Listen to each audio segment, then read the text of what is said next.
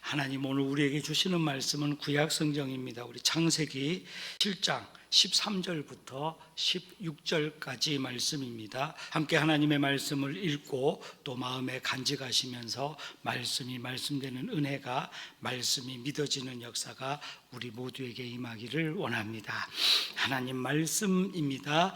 곧 그날에 노아와 그의 아들 셈, 함, 야벳과 노아의 아내와 세 며느리가 다 방주로 들어갔고 그들과 모든 들짐승이 그 종류대로, 모든 가축이 그 종류대로, 땅에 기는 모든 것이 그 종류대로, 모든 새가 그 종류대로, 무릇 생명의 기운이 있는 육체가 둘씩 노아에게 나와 방주로 들어갔으니 들어간 것들은 모든 것의 암수라. 하나님이 그에게 명하신 대로 들어가매 여호와께서 그를 들여보내고 문을 닫으시니라. 아멘. 오늘 이 말씀 가지고 하나님 주시는 말씀 모세오경에 대하여서 또 한번 말씀에 큰 은혜 얻기를 원합니다. 오늘 말씀을 보면 하나님께서는 방주를 지으시고 이제 모든 사람과 가축과 생물을 들어가게 하셨습니다.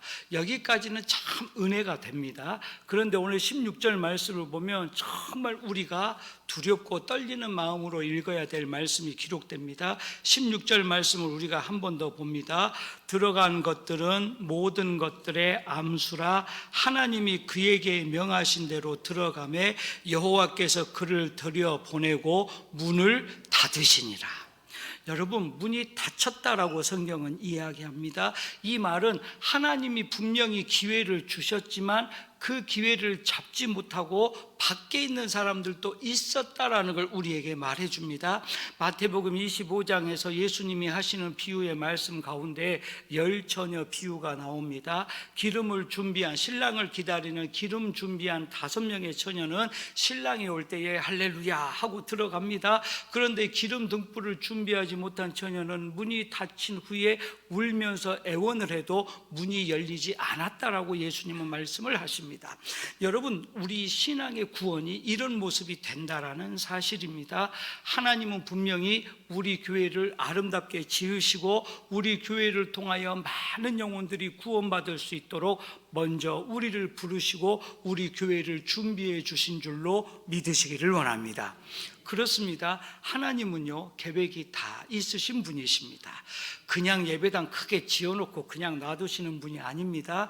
하나님은 분명히 예배당을 지어놓으시면 거기에 맞춰서 사람들을 불러주시고 거기에 알맞게 일하도록 우리에게 능력도 주시고 하나님은 우리를 부르셔서 일할 수 있도록 물질의 복도 주십니다. 여러분, 그렇습니다. 하나님이 우리 교회에 우리를 불러주신 것은 그냥 불러주신 게 아닙니다. 뭔가 일할 수 있는 기회를 주시고 은혜 받을 수 있는 기회를 주시고 복 받을 기회를 주십니다. 그런데 그 기회를 깨닫지 못하면 그냥 흘러 지나가고 그 기회를 붙잡는 사람은 놀라운 기적을 경험하게 되는 줄로 믿으시기를 원합니다. 제가 처음에 우리 교회 올 때 누가 그랬습니다. 아이고 그랬습니다. 어떤 목사님이 빚이 1, 2억도 아니고 아이고 그랬습니다. 제가 뭐라고 생각했냐면요, 내가 교회 지은 것도 아니고 내가 빚 있는 것도 아니고 하나님이 살아계시는데 하나님이 알아서 아시겠죠? 그리고 저는 무턱대고 온다고 한 겁니다. 참 그것도 기가 막힌 일입니다. 사람의 생각으로는요, 사람의 계산으로는요, 도대체가 해결책이 없는 것처럼 보이는데 와서 기도하면서 보니까요, 하나님이 보여주십니다. 기도하면서 보이니까요, 보이기 시작합니다. 하나님은 분명히 우리 교회를 통하여 놀라운 일들을 계획하시고 이루실 줄로 믿으시기를 원합니다. 자, 오늘 말씀도 그렇습니다. 하나님은 방주를 짓게 하셨습니다. 그리고 노아와 그의 가족들과 함께 모든 가축과 짐승들과 생명이 있는 것들을 암수 한 상씩 들어오게 하셨습니다. 그리고 문을 닫았습니다. 여러분, 이 말씀이 오늘 우리에게 큰 울림이 되어지고 감동이 되어져서 하나님이 주시는 은혜의 때 하나님이 주시는 복의 기회를 꼭 붙드시고 복 있는 사람, 축복의 사람이 될 수 있기를 간절히 축원합니다. 첫 번째로 우리는 하나님께서 닫으시니라라는 말씀처럼 방주 안에 있는 사람이 있었다라는 것을 알게 됩니다. 오늘 우리 주제 말씀은 16절입니다. 16절 말씀을 보면 하나님께서 암수 한 쌍과 함께 노아의 가족들을 들여보내고 문을 닫으셨습니다. 그러면 우리는 방주를 기준으로 방주 안에 있는 사람들을 보게 된다라고 하는 사실입니다. 방주 안에 있는 사람은 결론적으로 순종의 사람, 믿음의 사람이었음을 우리가 알게 되어집니다. 요한계시록 3장 7절 말씀 보면 빌라델비아 교회의 사자에게 편지하라. 거룩하고 진실하사 다윗의 열쇠를 가지시니 곧 열면 닫을 사람이 없고 닫으면 열 사람이 없는 그가 이르시되. 그러면 이 말씀은 예수님께서 생명의 열쇠, 구원의 열쇠를 가지시고 열고 닫을 수 있다라고 하는 걸 우리에게 말씀해 주고 계십니다. 사랑하는 여러분, 우리의 교회는 주님이 열쇠를 가지고 계시고 주님이 주인 되시는 교회가 되는 줄로 믿으시기를 원합니다. 그러면 예수님이 지금 우리 교회를 열어놓으십니다. 어느 누구든지 나와 구원받을 수 있도록, 복을 받을 수 있도록 하나님이 우리로 인하여 먼저 예수 믿게 하시고 많은 영혼들을 불러내시는 줄로 믿습니다. 그러니까 여러분, 우리는 기회 있을 때에 전도해야 됩니다. 기회 있을 때에 사랑해야 됩니다. 기회 있을 때에 손 한번 잡아 주어야 됩니다. 기회 있을 때에 사랑한다고 말할 수 있어야 됩니다. 여러분, 방주 안에 있는 사람들은 하나님의 구원과 은혜로 살아남았습니다. 하지만 방주 밖에 있는 사람들은 이제 멸망과 죽음의 길만 남아 있다라고 하는 사실입니다. 요한계시록 1장 18절 말씀을 봅니다. 곧 살아있는 자라 내가 전에 죽었었노라 볼지어다 이제 세세토록 살아있어 사망과 음부의 열쇠를 가졌노니라고 주님이 말씀을 하십니다. 그렇습니다. 우리는 살아있는 사람입니다. 살아있다라고 하는 말의 원래 뜻은 하나님 안에 있다라고 하는 의미를 담고 있습니다. 성경에 보면 우리는 하나님 안에 있을 때에만 살아있다라는 표현을 사용합니다. 그러면 쉽게 제가 말씀을 드리면 하나님 밖에 있는 사람은, 방주 밖에 있는 사람은 죽음의 사람입니다. 여러분, 지금 눈앞에서 누군가 죽어가면 구해야 되지 않겠습니까? 지금 눈앞에서 멸망의 길로 가면은 끌어서 삶의 길로, 살리는 길로 끌어와야 되지 않겠습니까? 이것이 전도입니다. 제가 지난번에도 말씀을 드렸습니다. 전도는 우리가 해야 될 사명이지만 하나님이 원하시는 뜻입니다. 여러분, 그렇습니다. 하나님이 원하시는 건 어느 한 영혼도 멸망당하지 않고 모두가 다 구원에 이르게 하는 것을 주님이 원하신다라고 성경은 말해주고 있는 것입니다. 사랑하는 여러분, 마태복음 28장 18절부터 20절은 우리에게 이렇게 말해주고 있습니다. 예수께서 나와 말씀하여 이르시되 하늘과 땅의 모든 권세를 내게 주셨으니 그러므로 너희는 가서 모든 민족을 제자로 삼아 아버지와 아들과 성령의 이름으로 세례를 베풀고 내가 너희에게 분부한 모든 것을 가르쳐 지키게 하라. 볼지어다 내가 세상 끝날까지 너희와 항상 함께 있느니라 하시니라. 할렐루야. 사랑하는 여러분, 그렇습니다. 우리는 복음을 전하는 것이 하나님의 뜻인 걸 알고 있지만 하기가 어려운 이유는 우리가 방주 안에 있다는 확신을 깨닫지 못하고 있기 때문이다 라는 말씀입니다. 사랑하는 여러분, 우리의 교회가 방주가 될 줄로 믿으시기를 원합니다.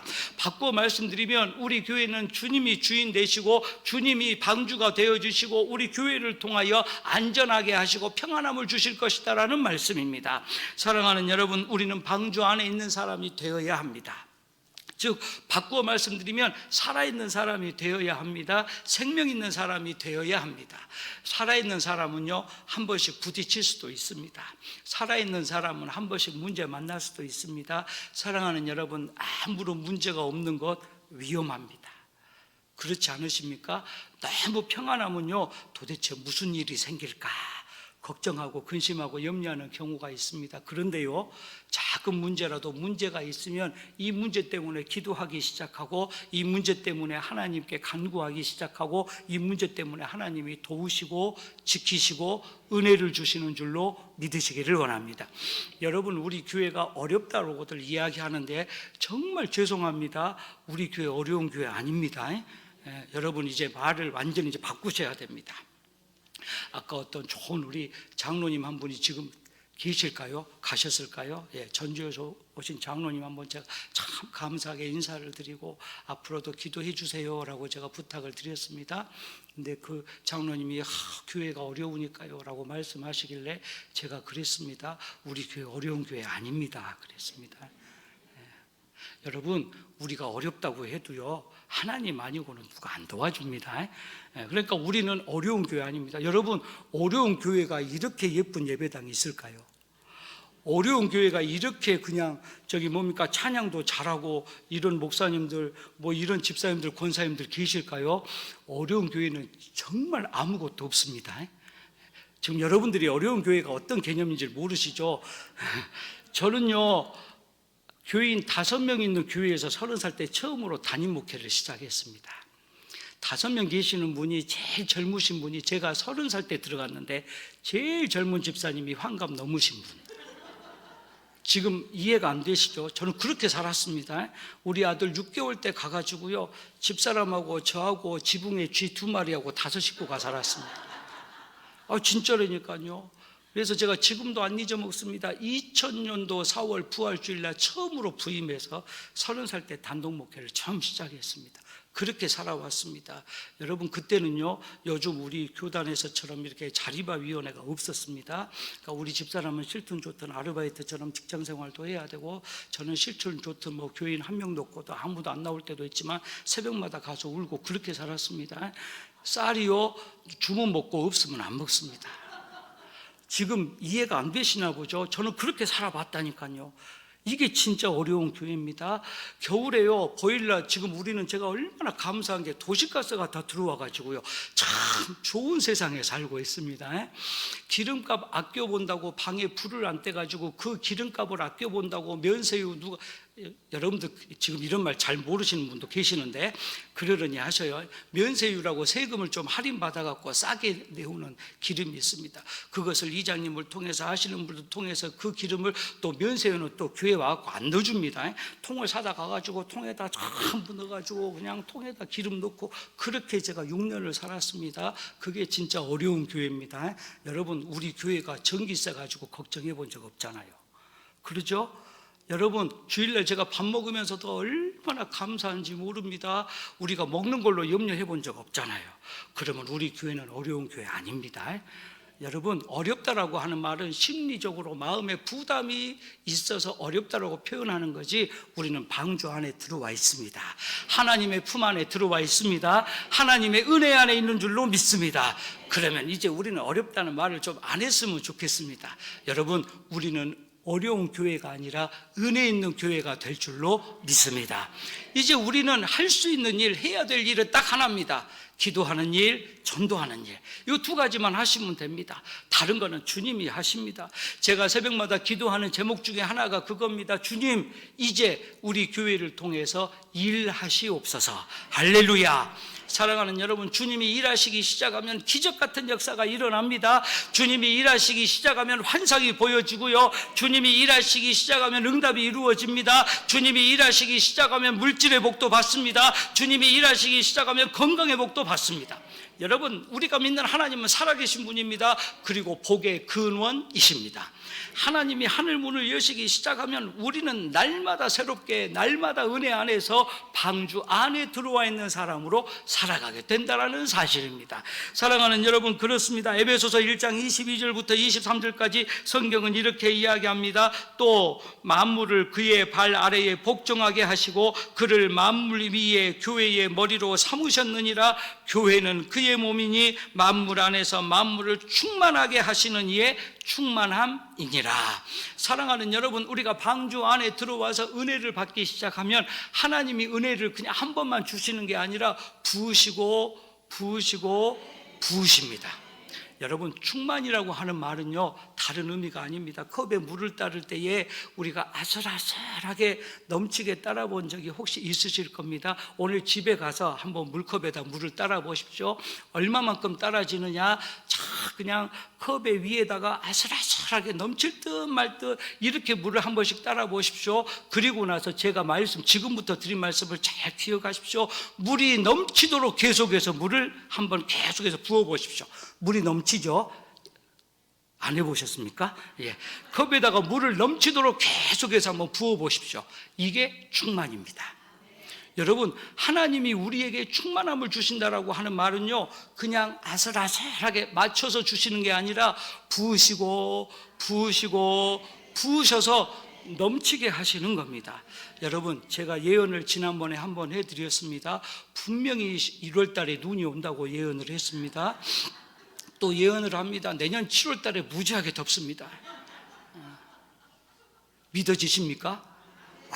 여름엔 덥겠죠. 겨울엔 눈도 오고 춥겠죠. 또 하나 제가 감독으로 말씀을 드릴게요. 수년 안에 하나님이 우리 교회에 기적을 일으키실 줄로 믿습니다. 여러분, 하나님은 살아계신 분입니다. 자연의 이치가 우리에게 당연히 다가오는 것처럼 우리가 방주 안에 들어와 있으면 하나님은 자연스럽게 당연하다는 듯이 충만함의 복을 우리에게 주시고 충만함의 은혜를 주시고 충만함의 능력을 더하여 주실 줄로 믿으시기를 원합니다. 여러분, 기도의 능력을 받아도요, 충만하게 받으면은요, 기도하는 것마다 이루어집니다. 참 놀라운 일들이 있습니다. 기도하는 것마다 하나님이 일하십니다. 기도할 때마다 하나님이 도우십니다. 이게 충만입니다. 여러분, 오늘 이 시간 우리가 방주 안에 있음을 믿으시고 이 충만함을 통하여 또 한 번 우리의 신앙이, 우리의 심령이, 우리의 기쁨이, 우리의 감사가 주님 앞에 충만함으로 이루어지기를 간절히 축원합니다. 두 번째로, 방주 밖에 있는 사람들이 있습니다. 오늘 성경을 보면 누가복음 17장 27절 말씀을 보니까 성경은 이렇게 이야기합니다. 노아가 방주에 들어가던 날까지 사람들이 먹고 마시고 장가들고 시집가더니 홍수가 나서 그들을 다 멸망시켰으며, 이렇게 성경은 이야기합니다. 또 마태복음 24장 37절부터 39절도 이렇게 이야기합니다. 노아의 때와 같이 인자의 임함도 그러하리라. 홍수 전에 노아가 방주에 들어가던 날까지 사람들이 먹고 마시고 장가들고 시집가고 있으면서 홍수가 나서 그들을 다 멸하기까지 깨닫지 못하였으니 인자의 임함도 이와 같으리라. 여러분, 저는 이런 생각 해본 적이 있습니다. 노아가 방주를 만드는데 산 위에다가 만들었습니다. 그러면 요즘 우리말로 하면 자재도 갖다가 옮겼을 것이고 자재나 재료나 똑같은 말입니다. 재료도 갖다가 옮겼을 것이고 판자도 옮겼을 것이고, 제가 지금 똑같은 말을 계속합니다. 판자도 옮겼을 것이고 역청도 옮겼을 것이고, 성경에 있는 말처럼 하면 이렇게도 재료를 많이 가져다가 100년이 넘게 배를 짓기 시작합니다. 그러면 제가 이런 생각해 본 적이 있습니다. 노아하고 노아 자식들하고 그 사람들만 일했을까? 아니면 도와준 사람이 있지 않았을까라고 생각을 해봅니다. 우리도 그러죠. 우리가 목재상에서 나무를 딱 돈 주고 사면은요, 그 사람들이 제일 먼저 하는 소리가 손님 어디까지 배달해 드릴까요? 이런 이야기를 합니다. 그러면 제가 노아였다면 저기 산까지 좀 배달을 해 주십시오 라고 말했을 것 같습니다. 그러면 수십 년, 100년이 넘도록 배를 짓고 있는데 누군가 한 사람이라도 와서 도와주지 않았을까, 그런 생각을 해봅니다. 그러면 그 사람들은 기회를 지금 얻은 겁니다. 노아라고 하는 사람이 산 위에다 배를 짓고 있구나. 왜 산 위에다 배를 짓지? 요즘 우리 같으면 산 위에 배 지으면 어떤 생각할까요? 멋있는 카페를 짓든지 모텔을 짓든지 펜션을 짓든지 돈 많이 벌겠네, 이런 생각을 할 수 있습니다. 그런데 수천여 년 전에 지금 산에다가 배 짓습니다. 그 당시 사람들은 뭐라고 이야기했을까요? 아이고, 노아라고 하는 저 양반 교회 다니더니 미쳤구만, 그렇게 얘기할 수 있습니다. 교회 다니더니 미쳤구만, 하나님 섬긴다 그러더니 미쳤구만, 왜 산 위에다가 배를 짓냐, 이겁니다. 그런데 노아는 하나님의 음성을 듣고 아마도 누군가에게 말했을 것 같습니다. 하나님이 금방 멸망시킬 거니까 방주로 들어와라, 말했을 겁니다. 그런데 노아의 말을 듣지 않았습니다. 그리고 자기 하고 싶은 말 하는 겁니다.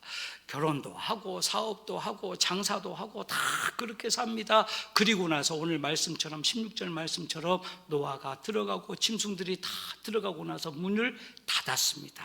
그러면 이제 방주 밖에 있는 사람은 구원의 길이 없는 겁니다. 죽음의 길로만 가는 겁니다. 살아날 기회가 없는 겁니다. 사랑하는 여러분, 하나님은 우리에게 항상 기회를 주시는 분인 줄로 믿으시기를 원합니다.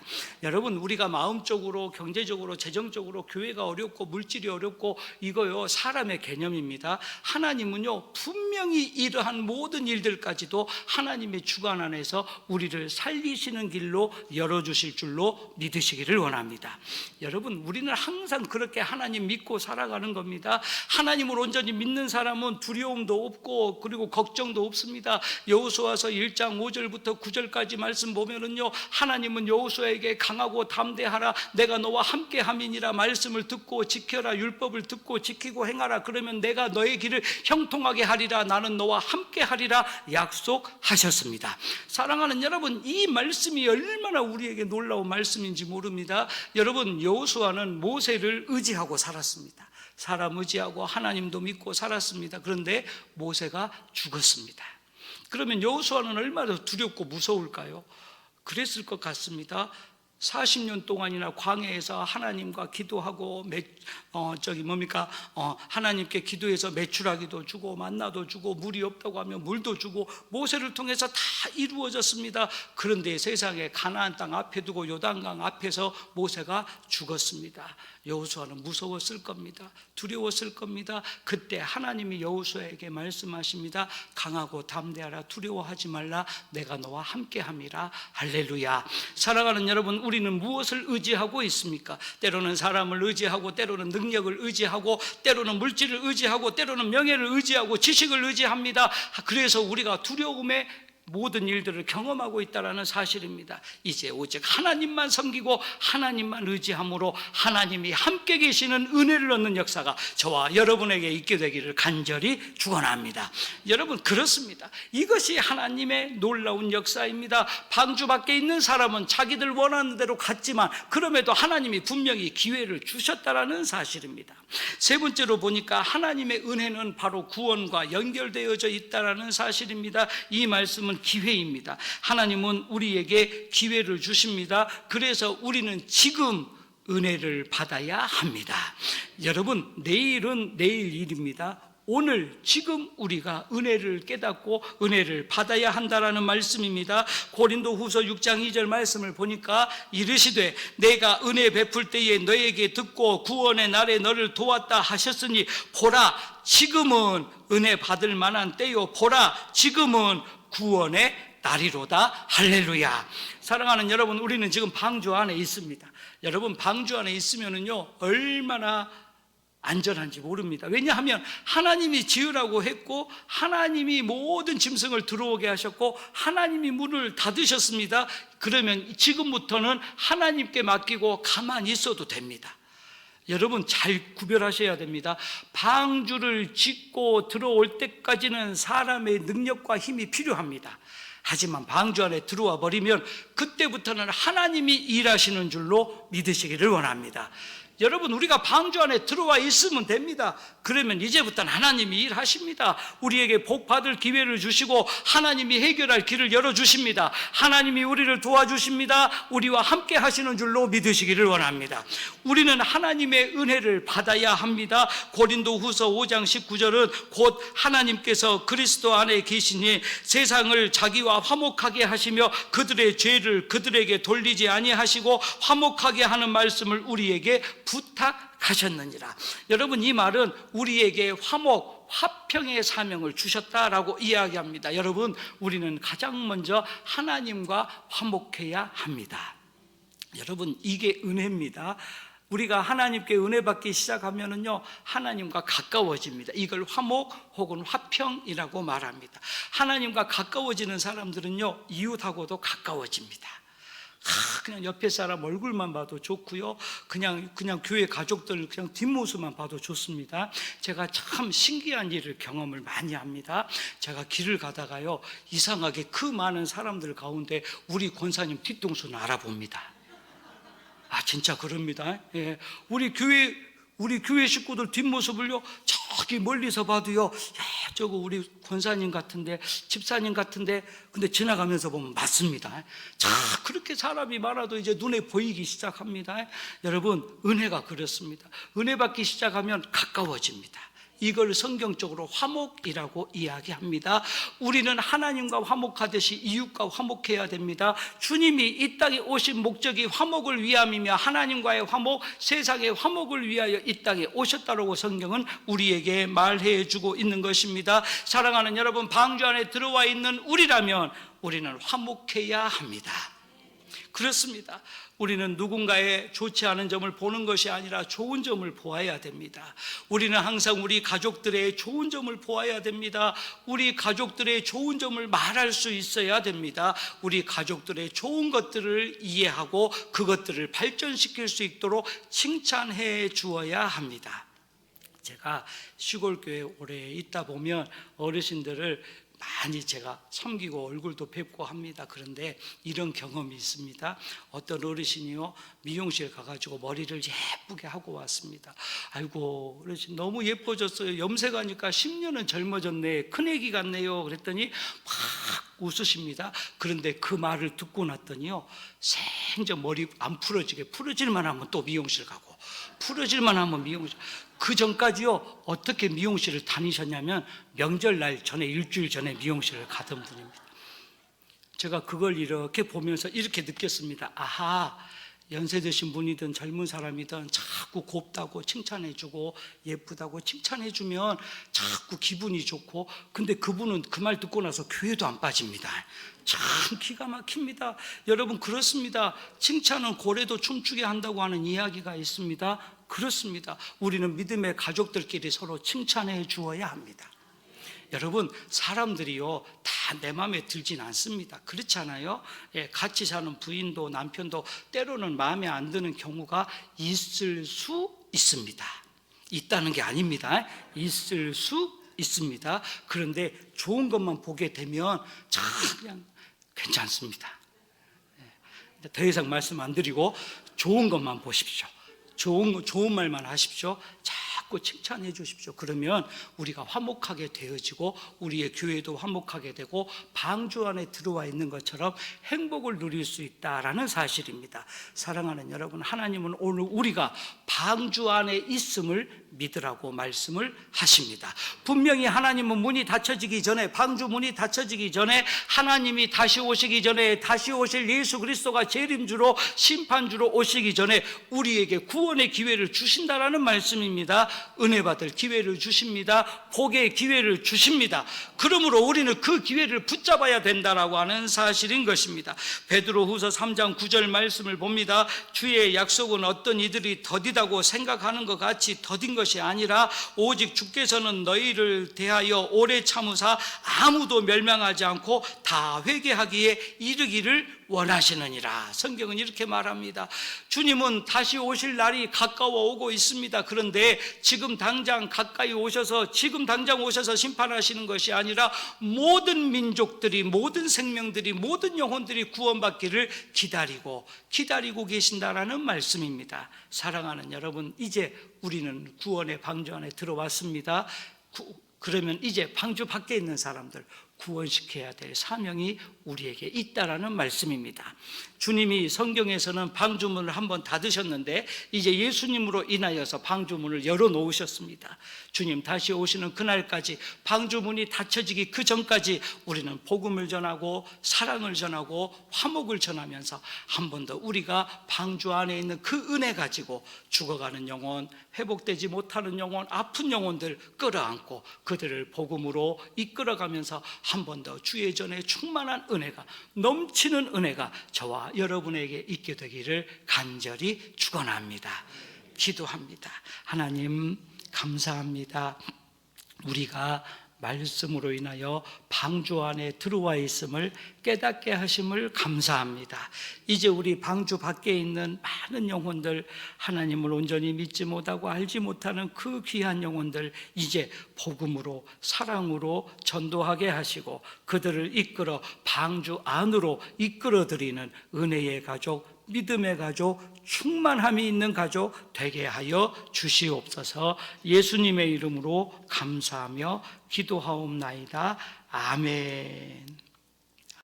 지금은 우리를 구원하시는 예수 그리스도의 은혜와 아버지 되시는 하나님의 사랑하심과 성령님 감동, 감화, 교통하심이 이 시간 많은 영혼을 구원하며 그들을 위하여 사랑하며 충만하기 원하는 믿음의 가족들 머리 위에, 가정과 자녀와 일터 위에, 주의 몸된 교회와 나라와 민족 위에 이제로부터 영원토록 함께 하시기를 축원하옵나이다. 아멘.